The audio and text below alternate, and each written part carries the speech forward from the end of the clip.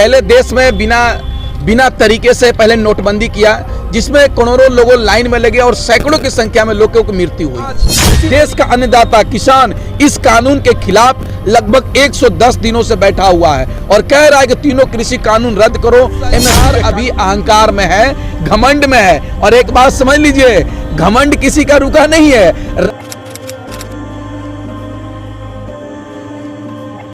शौकत जी, देश में कहीं ना कहीं हर जगह आंदोलन ही हो रहा है, तो विकास कहाँ होगा जब हर जगह आंदोलन होंगे?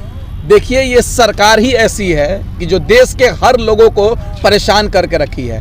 पहले देश में बिना तरीके से पहले नोटबंदी किया, जिसमें करोड़ों लोगों लाइन में लगे और सैकड़ों की संख्या में लोगों की मृत्यु हुई। उसी तरीके से बिना सही गाइडलाइंस के थ्रू जीएसटी लाया गया, जिसमें व्यापारियों को परेशानी की गई और व्यापारियों का कमर टूटा और देश आज भी आर्थिक तंगी से गुजर रहा है। फिर उसके बाद देश में कोरोना वायरस आया, बिना रोड मैप का लॉकडाउन लगाया गया, जिसमें सैकड़ों की संख्या में लोग मर चुके थे। उसी तरीके से आज देश में कुछ दिन पहले एनआरसी आया था, बिना किसी एक्सपर्ट से जानकारी लिए देश में एनआरसी और एनपीआर ला दिया गया। उसके बदले 3 महीने से ज्यादा लोगों ने भी आंदोलन किया और फिर उसके बाद कोरोना के नाम पर उस आंदोलन को बंद कर दिया गया। आज कृषि कानून आया, तीनों कृषि कानून आया, जिसमें बिना किसी किसानों से बात किए, बिना कृषि एक्सपर्ट से बात किए, बिना किसी से राय मशवरा किए उन लोगों ने कृषि कानून ला दिया। आज देश का अन्नदाता किसान इस कानून के खिलाफ लगभग 110 दिनों से बैठा हुआ है और कह रहा है कि तीनों कृषि कानून रद्द करो, एमएसपी पे कानून बनाओ, लेकिन सरकार सुनने को तैयार नहीं है। आप कृषि कानून की बात कर रहे हैं, वहीं सरकार तो कृषि कानून पे ध्यान ही नहीं दे रही। बंगाल इलेक्शन पे पूरा ध्यान है। बंगाल ध्यान चुनाव से उतरेगा, तब उतरेगा जब पंजाब की जनता ने एमसीडी का चुनाव हुआ, नगर निकाय का चुनाव हुआ, भारतीय जनता पार्टी हारी। दिल्ली में एमसीडी का चुनाव हुआ, हार गई। उसी तरीके से बंगाल, असम और 5 राज्य में जब भारतीय जनता पार्टी चुनाव हारेगी, तब जाकर किसानों की मांग पूरी करेगी। ये सरकार अभी अहंकार में है, घमंड में है। और एक बात समझ लीजिए, घमंड किसी का रुका नहीं है। रावण का घमंड टूट गया, तो ये मोदी जी क्या है? नशा किसी का भी हो उतरता है, घमंड किसी का भी हो टूटता है। आप कह रहे हैं बंगाल में सरकार हारेगी, वहीं बीजेपी कह रही है बंगाल को सोने का बनाएंगे। तो वही हाल हो गया। चुनाव से पहले कह रहे हैं मोदी जी सुनार बंगला बनाएंगे और चुनाव खत्म ही कहेंगे अडानी और अंबानी तुहार बंगला, तुहार बंगला। अरे इन लोगों की बात मत कीजिए भाई। स्मृति ईरानी जाकर बोल रही है जय श्री राम, जय श्री राम। क्या जय श्री राम बोलने से देश का विकास हो जाएगा?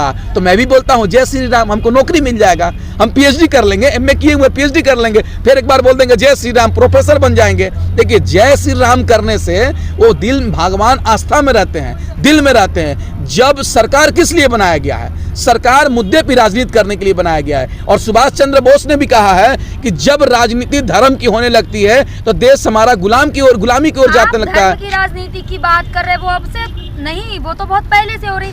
ये सरकार धर्म की बात करे तो आप कहते हैं राजनीति पे नहीं करनी चाहिए। तो पहले की जो सरकार थी वो भी तो यही करती थी। अरे पहले की सरकार को आदमी किस लिए सत्ता से उखाड़ फेंका? जब 2014 से पहले डॉक्टर मनमोहन सिंह प्रधानमंत्री थे तो हमने मोदी को किस लिए वोट दिया, किस लिए प्रधानमंत्री चुना? इसलिए चुना कि देश के युवाओं को रोजगार मिलेगा, महिलाओं की सुरक्षा होगी, गैस सिलेंडर का दाम कम होगा, डीजल और पेट्रोल के दाम कम होंगे, किसानों की आय दोगुनी होगी, महंगाई कम होगा। इसके लिए वोट दिया था। इसके लिए वोट हम नहीं दिए थे कि हमारे ऊपर काला कृषि कानून थोप दोगे जिससे किसान परेशान हो जाएंगे। सुनिए, देश की जनता इन लोगों को बातों को समझ चुकी है और देश की जनता इन भाजपाइयों के बहकावे में नहीं आने वाली है। आप देख लीजिएगा, जहां भी चुनाव होगा भारतीय जनता पार्टी चुनाव हारने जा रही है। बंगाल में ये लोग जय श्री राम कह के भगवान के नाम पर वोट मांग रहे हैं। भगवान के नाम पर भीख मांगा जाता है, वोट नहीं मांगा जाता है। और स्मृति ईरानी की बात कर रही हैं आप। स्मृति ईरानी वही है स्मृति ईरानी जो 2014 से पहले 1 रुपए और 8 आना डीजल पेट्रोल में दाम अधिक होते थे तो ये लोग रोड पे आ जाते थे। लेकिन आज 100 रुपए पेट्रोल बिक रहा है, 90 रुपए डीजल बिक रहा है, 900 रुपए सिलेंडर बिक रहा है। तो ये लोग कहाँ है? देश हित के लिए तो देश हित के लिए 2014 से पहले क्यों सड़क पे आते थे? उस समय भी तो देश हित के लिए महंगाई बढ़ती थी। माने यही एक कहावत है कि मतलब मोर भतार मोरा सैया बने कोतवाल तो कौन बात का डर। वही हाल है कि आज सरकार बन गई मोदी का तो ये लोग कुछ भी बोल सकते हैं। स्मृति ईरानी भी कह रही है कि बंगाल में हम सरकार बना लेंगे। सरकार उनकार बनने नहीं जा रहा है। भारतीय जनता पार्टी का जमानत जब्त होने जा रहा है, आप देखते रह जाइए। आप कह रहे हैं जमानत जब्त होने जा रहा है, अमित शाह कह रहे हैं 200 के पार है। अरे अमित शाह की बात मत कीजिए। अमित शाह जी वही कहते हैं, देश का गृह मंत्री कुछ और बोलते हैं, देश का प्रधानमंत्री कुछ और बोलते हैं। ये तीन चीजों पे कभी भरोसा नहीं किया जा सकता है। एक भाजपा के नेताओं पर, दूसरा पतंजलि के सम्मान पर, और तीसरा अंधभक्तों के ज्ञान पर। तीन चीजों पे कभी भरोसा नहीं करना चाहिए। आप बात कर रहे हैं, इसी से पहले कह रहे थे कि मोदी जी एनआरसी नहीं आया हुआ है, और अमित शाह गृह मंत्री जी बोल रहे हैं एनआरसी आएगा। लेकिन आज एनआरसी के नाम पर वोट क्यों नहीं मांग रहे हैं? कृषि कानून के नाम पर वोट क्यों नहीं मांग रहे हैं? इसलिए नहीं मांग रहे हैं कि बंगाल की जनता, असम की जनता आपको बंगाल में घुसने नहीं देगी। ये लोग, देश की जनता समझ चुकी है, इन लोग की बहकावे में नहीं आने वाली है, बल्कि भाजपा का बेड़ा पार होने जा रहा है इस बार। बंगाल की जनता खेला कर देगी। आपने अंधभक्तों की बात कही है, अंधभक्त तो अब भी कहते पेट्रोल कितना भी महंगा होगा हम तो लेंगे। एक काम कीजिए ना, पेट्रोल पंप पर एक अलग लाइन लगेगा कि अंधभक्तों के लिए 200 रुपये मिलेगा पेट्रोल, और हमको 35 रुपये पेट्रोल चाहिए। अंधभक्तों के लिए गैस का सिलेंडर 2000 का मिलेगा, अगर हम लोग जैसे गरीब लोगों को, आम नागरिक को 300 रुपये मिलना चाहिए। हमको नहीं चाहिए 200 रुपये पेट्रोल भाई, हमको नहीं चाहिए 1000 रुपये। से दिक्कत केवल आपको है क्या? क्योंकि अब भी पेट्रोल पंप पे लंबी लाइन लग रही है गाड़ियों की, सब पेट्रोल ले रहे हैं। आप पेट्रोल की महंगाई की बात कर रहे हैं। देखिए, ये सवाल सुधीर चौधरी वाला कर रही हैं आप।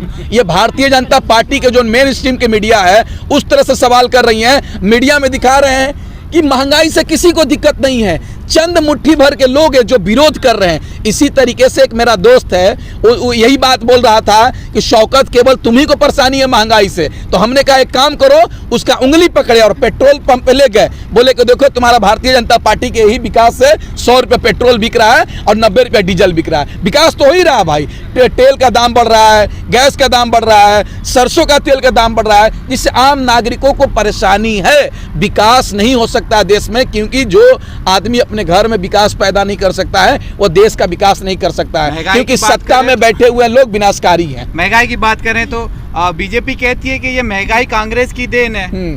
तो वही हाल हो गया। 2014 से पहले ये महंगाई डायन हुआ करती थी, लेकिन 2014 के बाद भारतीय जनता पार्टी के लोग इस महंगाई को डार्लिंग बना चुके हैं। अब महंगाई के लिए पहले कहते थे हाय महंगाई, मातम मनाते थे, लेकिन आज वो महंगाई को अपने डार्लिंग बना चुके हैं, भौजाई बना चुके हैं। अब बताइए ना, महंगाई की बात करते हैं, देश अगर आज किसी के पॉकेट में पैसा नहीं है और महंगाई बढ़ेगा तो लोग कैसे खाएंगे?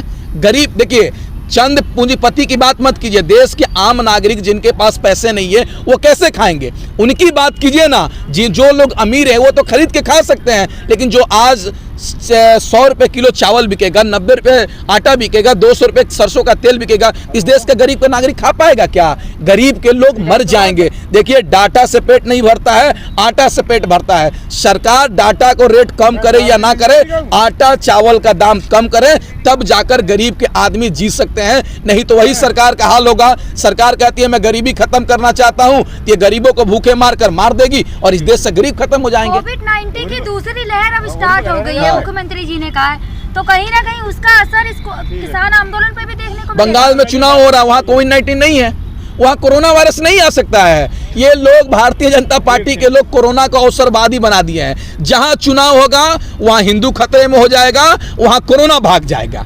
बिहार में चुनाव हुआ, हिंदू खतरे में था, कोरोना नहीं था, लेकिन चुनाव खत्म होते ही दिल्ली हिंदू खतरे पहुँच गया और कोरोना भी खत्म हो गया। और दिल्ली में आज बताइए चुनाव नहीं है, कोरोना नहीं है, लेकिन एमसीडी का चुनाव हुआ उस समय कोरोना नहीं था। इससे पहले दिल्ली विधानसभा का चुनाव हुआ उस समय कोरोना नहीं था। देखिए, देश में ये लोग अवसरवादी हैं और कोरोना के नाम पर भी भारतीय जनता पार्टी के लोग पीएम फंड में चंदा मांगकर अमीर हो चुके हैं। विधायकों को किनने के लिए, चुनावों को लड़ने के लिए, देश के हित में 1 रुपये खर्च करने के लिए सरकार के पैसा नहीं है, लेकिन विधायकों को खरीदने के लिए करोड़ों रुपए ये सरकार खर्च कर सकती है। आपका कहना है कि सरकार कुछ काम नहीं कर रही है? अच्छा, तो राम मंदिर बनवा रही है सरकार, तो हाँ, काम ठीक, सही बात बोले आप। हाँ। सुप्रीम कोर्ट का जज नाम है उनका, सुप्रीम कोर्ट के जो जज आदरणीय नरेंद्र मोदी जी हैं, मतलब सुप्रीम कोर्ट का जज मोदी जी हैं क्या? वही फैसला सुनाए हैं कि अमित शाह जी हैं? सुनिए, सुप्रीम कोर्ट ने फैसला लिया, सुप्रीम कोर्ट ने फैसला लिया, उसमें बीजेपी से क्या मतलब है? आप बताइए ना। भारतीय जनता पार्टी जो अच्छा काम होती है अपने आप को पीठ थपथपाने लगती है, बोलती है मैंने ये काम किया, लेकिन जब देश को देश जब आज माइनस में जा रहा है, जीडीपी माइनस में जा रही है, देश का आर्थिक हालात सही नहीं है, देश के आम नागरिक आज सड़क पर है, तो ये सरकार कहती है नेहरू जिम्मेदार है। लेकिन राम मंदिर का फैसला सुप्रीम कोर्ट दे दिया तो ये मोदी जी का खुशनसीबी है। देखिए, देश में ये लोग देश को तोड़ने की बात करते हैं। ये लोग वही लोग हैं जो अंग्रेजों के साथ बैठकर चाय पर चुस्की लिया करते थे। आज अंग्रेजों को नीति अपनाकर डिवाइड एंड रूल, देश को बांटकर राजनीति करना चाह रहे हैं, सत्ता में बैठना चाह रहे हैं। लेकिन देश की जनता इस देश को टूटने नहीं देगी, देश को बंटने नहीं देगी।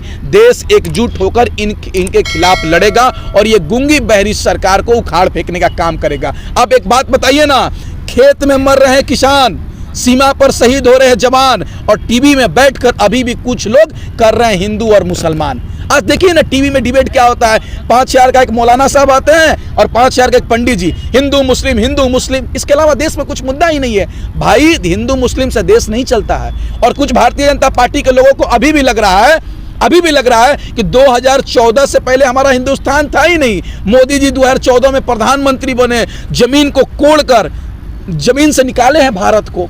अरे भाई सुनो, 2014 से पहले भी हमारा देश चलता था और 2014 के बाद भी चलेगा। मोदी जी जैसे कितने प्रधानमंत्री आए और चले जाएंगे, हमारा देश को कोई नहीं तोड़ सकता है, कोई नहीं बांट सकता है। हमारा देश इसी तरीके से आगे बढ़ेगा। बल्कि ये सरकार अडानी और अंबानी और चंद पूंजीपतियों को फायदा पहुंचाने के लिए काम कर रही है। ये सरकार को उखाड़ फेंकने की जरूरत है।